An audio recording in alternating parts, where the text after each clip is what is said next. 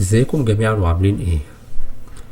النهاردة للأسف أنا عايز أقول معلومة ممكن تخلي ناس كتيرة تفتكر إن أنا ضد المبدأ أو الفكر اللي بيقولوا عليه الريد بيل. أنا مش ضده بنسبة 100%، بس أنا بحذر من هو واخدك لفين.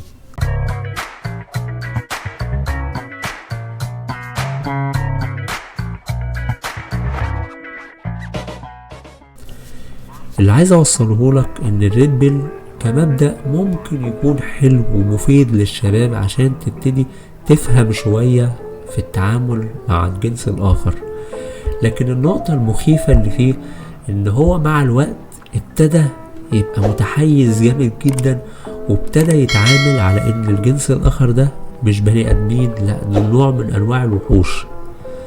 حرفيا في كل الكلام اللي هتسمعه جديد هتلاقي ان بقى فيه تحريض. يا جماعة انتوا مش بتتعاملوا مع انسان، انتوا بتتعاملوا مع كائن فيه كل العبر اللي انت ممكن تتخيلها واللي انت ما تتخيلهاش، وتقدر تتوقع منه اي حاجة وحشة فقط.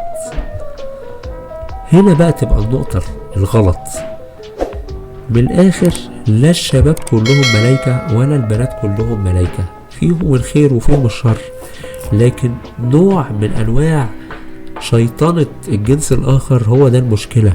طب انت كده اختلفت ايه عن الفيمينيست؟ الفيمينيست ممكن تكون كانت بدأت بشوية اهداف سامية، ومع الوقت ابتدت ان هي تشيطن الراجل، وان الراجل ده ملهوش امان ولازم تاخدي كل احتياطاتك منه لان مفيش راجل يتضمن.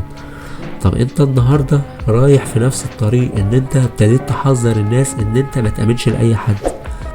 خلي بالك، هو فعلا المفروض ان انت ما تأمنش لأي حد، بس في نفس الوقت ما تتعاملش مع الشخص اللي قدامك بان هو انسان ندل وجبان وهو هيعمل وهيعمل وهيعمل، لان انت لما بتبتدي تتعامل بهذا الاسلوب مع الوقت وغصب عنك وعنه هو بيتحول للشخص ده، رغم ان هو ممكن ما يكونش كده، بس انت اللي دفعته في الحيز ده، فغصب عنه بقى هو يتصرف كأنه فعلا من الطرف ده.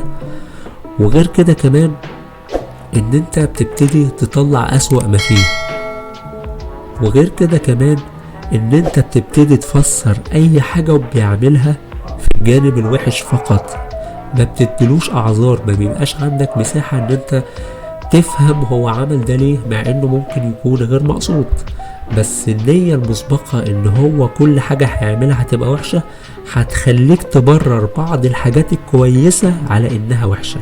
فخلي بالكوا يا جماعة، احنا مش ضد اي افكار، احنا بنحذر الناس ان انت كده داخل في سكة تشبه باللي الناس عملوه من الناحية التانية من النسوية، فلازم تبقى واقف على الحياد، ولما انصح المعلومة، لكن ما تعممش ان هو ده اللي لازم يحصل، عشان ما يبقاش فيه نوع من انواع الندية والعند والعداوة ما بين الجنسين.